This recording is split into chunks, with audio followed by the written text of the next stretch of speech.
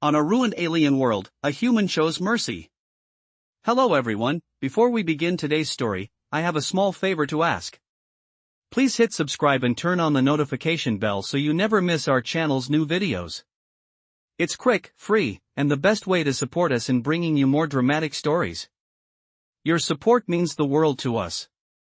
Where are you watching from? Drop your city or country in the comments below. Thank you very much. Now, let's get back to our main character. Commander James Callahan stood at the edge of the ruined city, his boots sinking slightly into the scorched earth beneath him. The world around him was silent, save for the eerie whistle of wind through the shattered remains of buildings. The once thriving alien metropolis, now reduced to rubble, lay in front of him like a broken shell of its former self. This was a world that had seen its last battle, a world ravaged by war, fire, and time. James looked up at the jagged skyline, where the remnants of a shattered moon cast an unnatural glow across the desolate landscape. He couldn't help but feel a sense of sorrow for this place, a place that had been home to a proud and advanced civilization before it had fallen into ruin. He wasn't here by choice. The Earth Federation had sent him to assess the damage and report back, but as he stood there, the weight of the task felt heavier than he had anticipated. The faint hum of his communication device buzzed in his ear, but he ignored it. He wasn't interested in orders right now. His thoughts were elsewhere. Ahead of him, a small group of alien survivors emerged from the shadow of a ruined building. They were unlike anything he had seen before. Their skin was a deep shade of green, their eyes wide and glowing with a faint yellow light. They moved with a quiet grace, cautiously approaching James as if unsure of what to expect. Their leader, a tall alien woman with a regal presence, stepped forward. Her posture was dignified, yet weary. James could see the pain in her eyes, the loss of her people, and the weight of survival.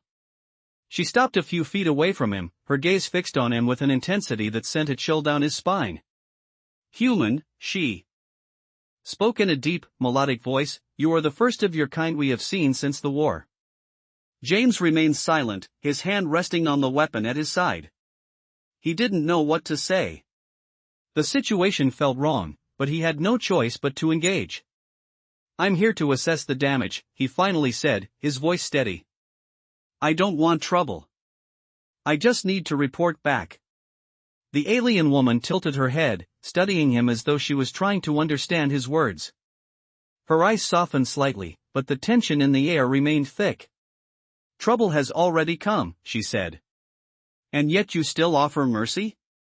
James felt a pang of confusion. Mercy? What was she talking about?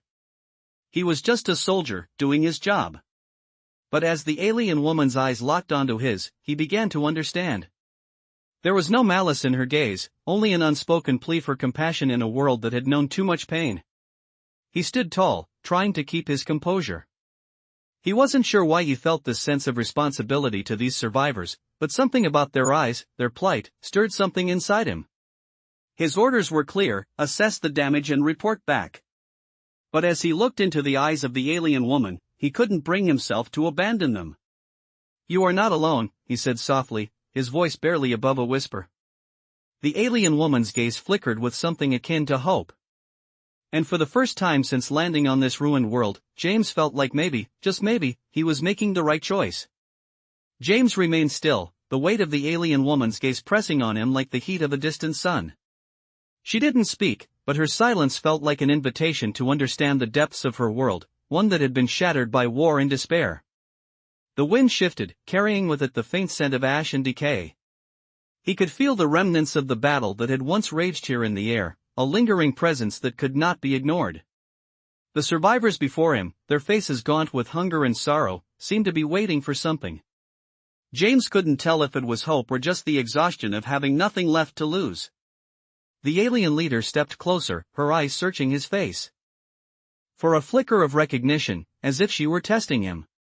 Her people had endured so much, and now they had no more strength to give. "Do you understand what mercy means?" she asked, her voice still steady but now carrying an edge of uncertainty. James swallowed, the words feeling heavy in his throat. What did mercy mean in a place like this? He had no answers, only the overwhelming urge to do something, anything, that might ease the suffering he saw around him. I don't have all the answers, he said slowly, his voice barely above a whisper. But I know that I can't just walk away. The alien woman studied him for a long moment, her expression unreadable. Finally, she nodded, as though something had shifted in her mind. Perhaps you do understand, she said quietly. You're not like the others. James didn't know what she meant by that, but the weight of her words settled into him like a silent promise. He was not sure what had drawn him to this broken world or why he felt compelled to help.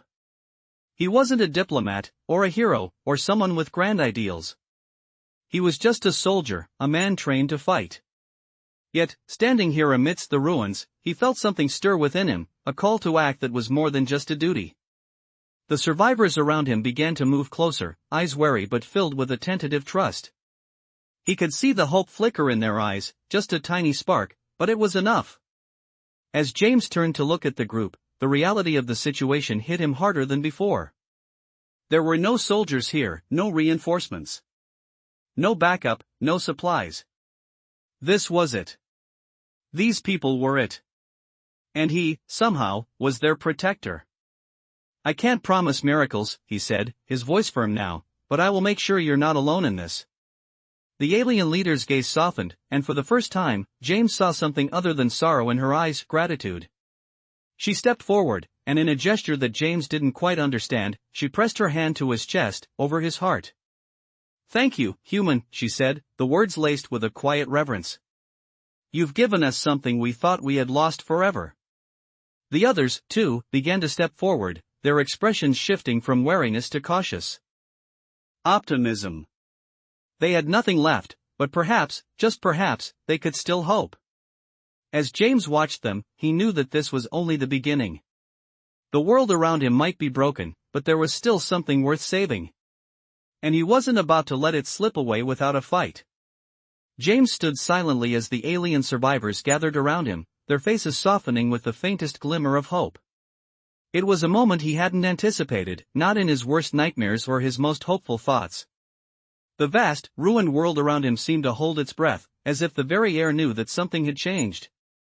The alien leader, who had once eyed him with suspicion, now seemed almost relieved. She took a step closer, her bright green skin shimmering faintly under the waning light of the setting sun. You've given us hope, human, she said, her voice steady but tinged with emotion. James felt a pang in his chest, a feeling he hadn't expected.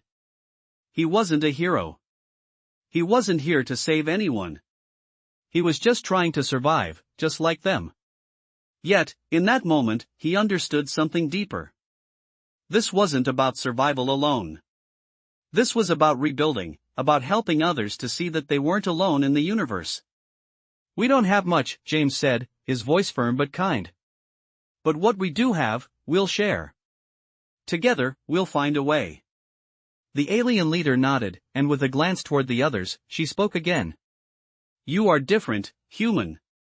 You understand. James wasn't sure what she meant, but he didn't need to.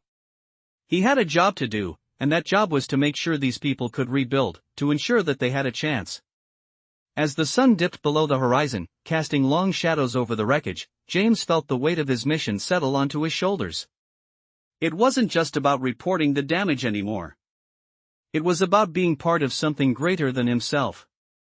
The night came quickly, bringing with it the chill of the alien planet's atmosphere. The survivors began to settle into makeshift shelters they had hastily constructed. There was no comfort here, only the barest sense of safety. James watched as the alien leader and her people began to prepare for the night. They had their rituals, their customs, but there was something universally human in the way they tried to make the best of their circumstances. It reminded James of the struggles he had seen in his own world, the way people clung to hope even in the darkest of times. As the last of the light faded, James finally allowed himself to relax, just for a moment.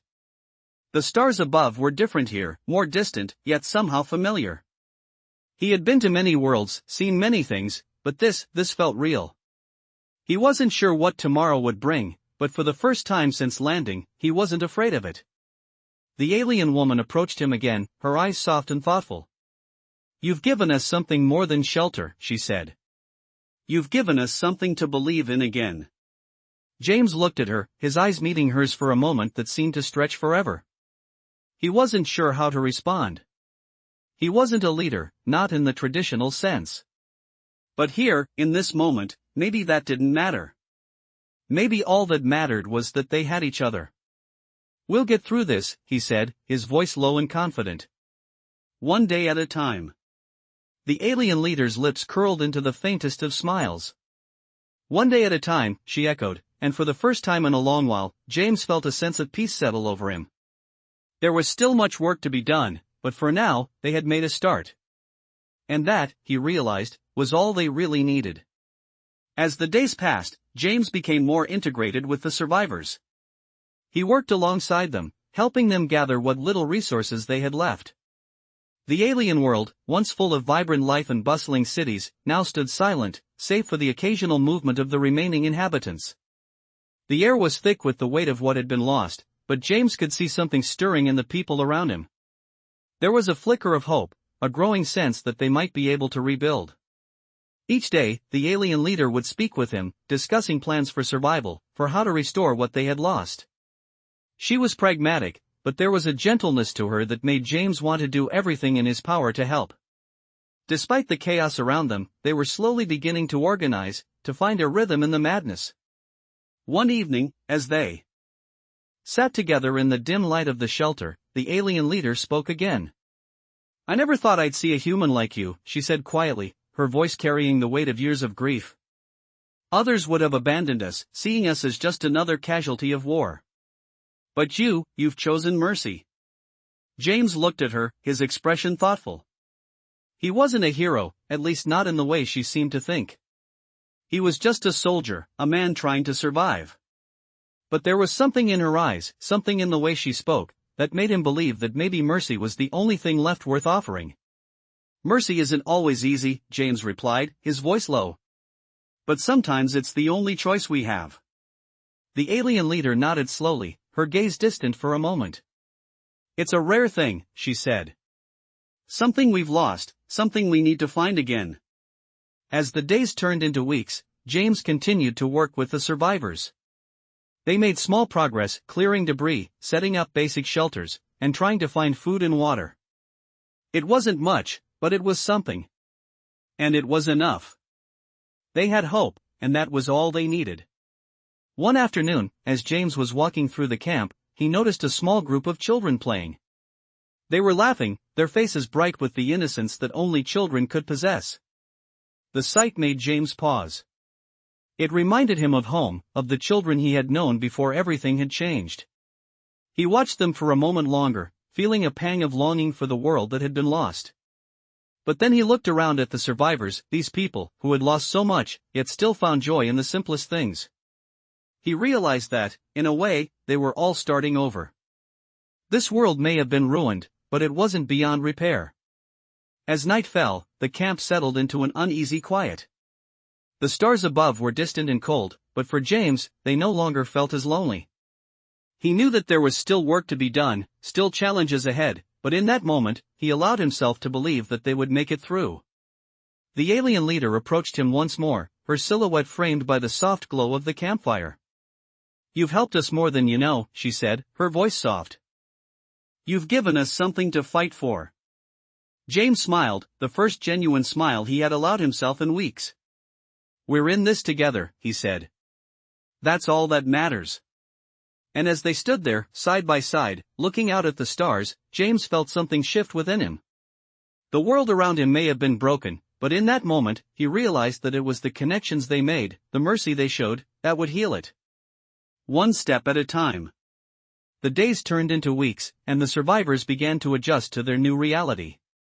James had become an integral part of their community, not just as a protector, but as a symbol of hope. He worked tirelessly, helping to clear rubble, reinforce shelters, and assist with the construction of a more permanent water system.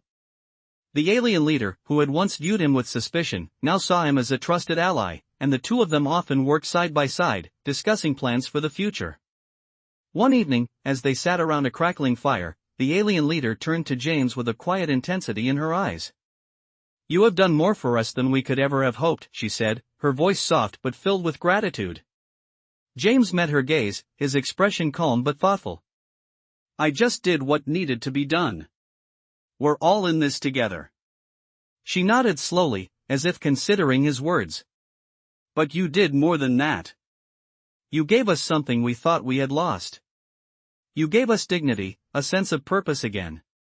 James felt a pang in his chest, a mixture of pride and humility. He wasn't used to being praised, especially not for something he saw as simply doing his job. But as he looked around at the small community that was beginning to take shape, he understood what she meant. The survivors had not just been saved from the brink of death, they had been given the chance to live again, to rebuild. The next few days brought a sense of quiet progress. The survivors, under James' guidance and with the alien leader's vision, worked together to make their small camp a little more livable. They had started planting small crops, salvaged what little technology they could find, and even created a system for clean water, using the natural springs nearby. It wasn't much, but it was a start. One afternoon, as James walked through the makeshift village, he paused to watch a group of children playing near the water's edge. Their laughter filled the air, a sound that was almost foreign in a world that had known so much sorrow. James couldn't help but smile as he watched them, a glimmer of hope flickering in his chest. He had always believed that the future belonged to the young, but now he understood it in a deeper way. The future wasn't just about surviving, it was about building something new, something better. Later that evening, as the stars began to twinkle above them, the alien leader joined him once again by the fire. The camp was quiet, the only sound the gentle crackling of the flames. "James," she began, her voice softer than usual, "I never imagined this world could feel so peaceful, even after all we've been through." James turned to her, his gaze steady. "Sometimes peace is something you have to fight for. It's not just given." She nodded, her eyes reflecting the warmth of the fire. "I think we've all learned that here. In a way, this world is no longer ruined. It's just waiting." James felt the weight of her words settle in. He had come to this alien world expecting to find only devastation, but what he had found was something entirely different, a chance for renewal. And as he sat there beside the alien leader, the fire casting long shadows on the ground, he realized that perhaps he had found something, too. Not just a mission, not just a job, but a reason to believe in something greater than himself. The survivors had found their purpose. And for the first time in a long while, so had he. As the weeks continued to pass, the community of survivors grew stronger. The once barren world now held the promise of something new, something born from the ashes of what had been lost. James worked alongside them, helping them build, repair, and establish a sense of normalcy in a place that had known only destruction. The alien leader, whose name was Eris, had become his closest ally, her wisdom guiding their efforts and her quiet strength leading the people. It was strange, James thought, how quickly he had come to rely on her presence. She wasn't just a leader, she was a symbol of resilience, a reminder that even in the face of the greatest adversity, there was always a way forward. One evening, as they stood together by the water, looking out over the horizon, Eris spoke softly, her voice carrying the weight of years. "This world is beginning to feel alive again," she said, her eyes distant. James nodded, his gaze fixed on the setting sun. "It's amazing what happens when people come together," he replied. "We're not out of the woods yet, but we're getting there." Eris turned to him, her expression serious. "You have given us more than just hope, James," she said. "You've given us something we thought we had lost forever, trust." James felt the weight of her words. He wasn't a diplomat, or a hero, or anything special. He was just a soldier, someone who had been sent here to do a job. And yet, somehow, he had found himself becoming a part of something much larger than himself. "I didn't do it alone," he said, his voice low. "We've all worked together. This is as much their victory as it is mine." Eris smiled, the lines on her face softening. "True," she agreed. "But you've shown us what it means to believe in something again. And that is something rare." James didn't know how to respond. It wasn't often that he was on the receiving end of such praise. He had always thought that what he did was just part of the job, nothing more. But here, in this broken world, surrounded by people who had lost everything, he realized that sometimes the smallest acts of mercy and kindness could mean the most. The days passed quickly as the survivors continued their work. The camp that had once been nothing more than a collection of makeshift shelters was now a small village, slowly but surely being rebuilt. James watched as the people around him began to smile again, as the children played, and the adults worked together with a renewed sense of purpose. It was hard work, but it was the kind of work that gave them something to look forward to. One morning, as James walked through the camp, he saw a group of alien children laughing as they built a small fort out of the debris. Their laughter was like music, a sound that hadn't been heard in this place for far too long. James smiled to himself, feeling a sense of peace that he hadn't known he was missing. Later that day, Eris approached him once more, her eyes filled with something new, hope. "James," she said, her voice calm but filled with conviction, "I think we're ready to take the next step. We need to rebuild our culture, our traditions. We need to show the universe that we are still here, that we have not been defeated." James nodded, understanding what she meant. They weren't just rebuilding a village, they were rebuilding their entire world. It was a daunting task, but for the first time in a long while, James felt confident that it was possible. "We'll do it," he said simply. "Together, we'll rebuild." As the sun dipped below the horizon that evening, James found himself standing with Eris once more, watching the stars appear in the sky above. It was a new beginning, one that held both uncertainty and promise. But for the first time, he didn't feel afraid. The world may have been broken, but as long as they had each other, it wasn't beyond repair. As the weeks passed, the village continued to grow, and with it, the sense of unity among the survivors. James stood at the edge of the settlement one evening, watching the distant horizon as the sun dipped below the scarred landscape. It had been a long journey, one that had tested him in ways he hadn't expected, but now, as he saw the people working together, rebuilding their homes and lives, he felt something he hadn't felt in a long time: pride. The survivors, once broken by the horrors they had endured, were beginning to flourish again. Children played in the streets, their laughter echoing through the air like a song that had been silenced for far too long. The adults, working together, were strengthening the foundations of the village, their faces marked with determination. Eris, the alien leader, stood beside him, her gaze as steady as ever. She, too, had become more than just a leader.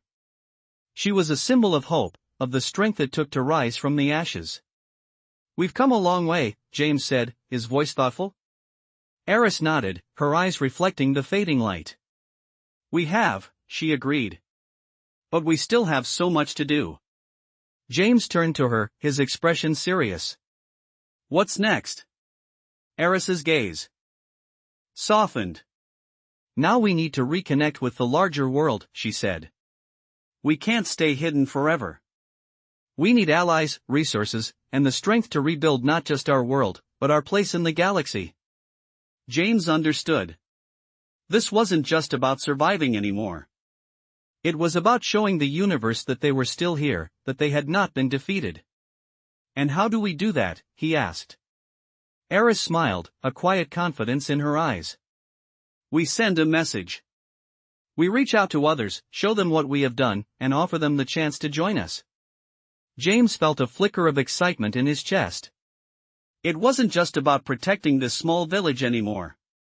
It was about expanding their reach, rebuilding a world that had been lost. The next few days were busy as the survivors prepared for their next step. James helped coordinate the efforts, working with Eris and the others to craft a message, one that would carry across the stars. They worked with what little technology they had left, using old communication systems to send out a signal, hoping that someone, anyone, would hear it. As the signal was sent, the village held its breath. It was a small step, but it was a step forward. That night, as James stood outside, watching the stars flicker above him, he felt a sense of anticipation. They had done what they could to survive, but now it was time to rebuild, to show the galaxy that they were still here. The journey ahead would not be easy. There would be challenges, obstacles, and setbacks. But for the first time, James felt ready to face them. The village was no longer just a place of survival, it was a beacon, a symbol of resilience and hope in a universe that had almost forgotten them.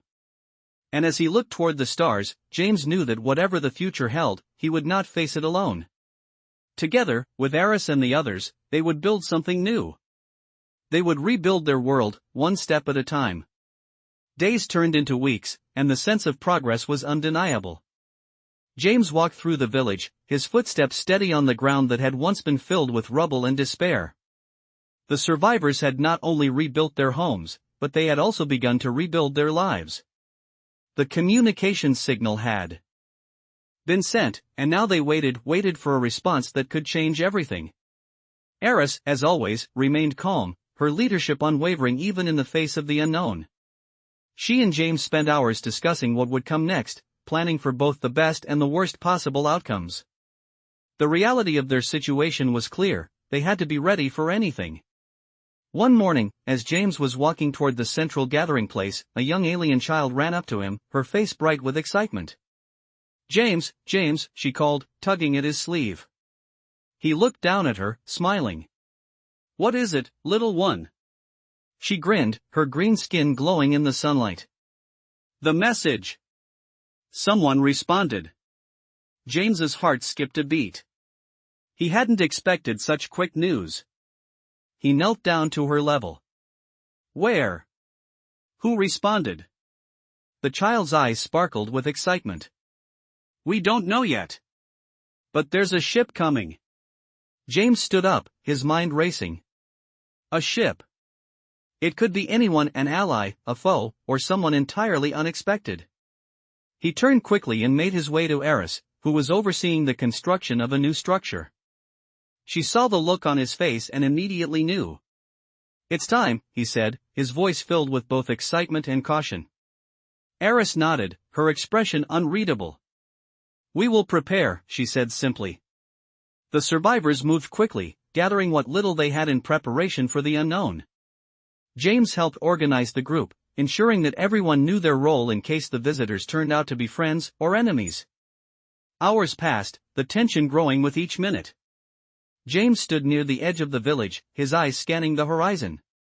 The sun was beginning to set, casting long shadows over the land.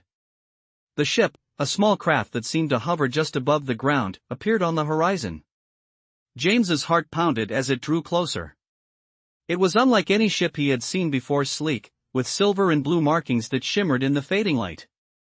As the ship landed, a soft hum filling the air, the survivors gathered in a quiet, expectant crowd. The hatch opened slowly, and a figure stepped out. It was another alien, though not one James had encountered before. This alien had skin that was a deep, almost iridescent blue, with eyes that glowed faintly white. The figure was tall, imposing, yet there was something about their presence that felt welcoming, not threatening. The alien stood there for a moment, scanning the crowd, before their eyes settled on James and Eris. "You sent a message," the alien's voice echoed across the field, a deep, resonant sound that seemed to vibrate in the air. "We came to see if your words were true." James stepped forward, his heart pounding. "We sent the message in the hope of finding help. But we did not expect a reply so soon." The alien tilted their head, as if considering James's words carefully. "You have survived. That is no small feat, but survival is not enough." Eris moved forward now, her eyes locked on the alien. "We know," she said, her voice steady but firm. "We are not just trying to survive. We are trying to rebuild. And we offer you the chance to join us in that." The alien studied her for a moment, then nodded slowly. "We will help," they said, the words heavy with meaning. "But we need something in return. Your people have much to offer, but there are challenges ahead. Are you ready to face them?" James met Eris's gaze. This was it, the moment they had been waiting for. "We are ready," he said, his voice resolute. The alien nodded again. "Then we begin." And as the stars began to twinkle in the sky above them, James realized that this was the moment their world had been waiting for. The rebuilding had started long ago, but now, with allies in sight, the true journey was just beginning. With the alien's promise of aid, the survivors had found a new sense of direction. The days that followed were filled with activity as the village expanded, and the work to rebuild continued with renewed vigor. James stood at the edge of the settlement, his eyes scanning the horizon. The alien ship that had arrived was now parked a short distance away, a reminder that their world was no longer isolated. The allies they had hoped for had arrived, and now, there was a chance to thrive once more. Eris joined him, her presence always steady, always calm. "We've come a long way," she said softly, her voice carrying the weight of everything they had been through. James nodded. "We have. But this is just the beginning. There's still so much to do." Eris smiled, her eyes reflecting the first true glimmer of hope James had seen in her since they had met. "We've taken the first step," she said. "Now we'll walk it together." The alien visitor who had arrived with their ship, named Kalen, had proven to be a valuable ally. They brought knowledge, resources, and a wealth of experience from their own planet, which had suffered similar devastation. Together, with the help of Kalen's people, the survivors began to establish trade routes, build better shelters, and even develop a system to defend themselves from any future threats. It wasn't just about survival anymore, it was about rebuilding a society. As the days passed, James found himself growing closer to the alien community, especially to Eris. They spent hours discussing plans for the future, strategizing ways to make their world more sustainable. There was a quiet understanding between them, an unspoken bond forged in the fires of their shared hardships. One evening, as they sat together by the fire, James spoke up.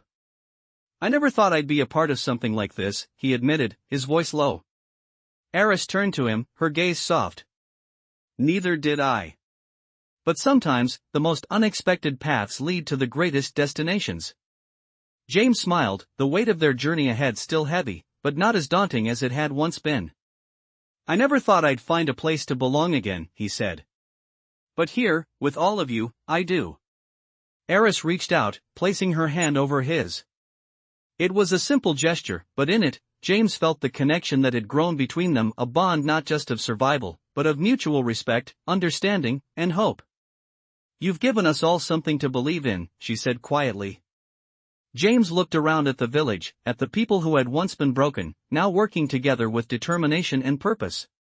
"We've all given something," he replied. "Together, we'll build something that can't be destroyed." The stars above twinkled as the night settled in, the fire casting long shadows on the ground. The world around them, once a place of ruin and despair, was now a place of possibility. The survivors had found strength in each other, and with their new allies, they were no longer just surviving, they were thriving. As James looked toward the future, he knew that the road ahead wouldn't be easy. But he also knew that with the people he had come to care for, with Eris by his side, they could face anything. They were no longer alone. They were no longer lost. They were home.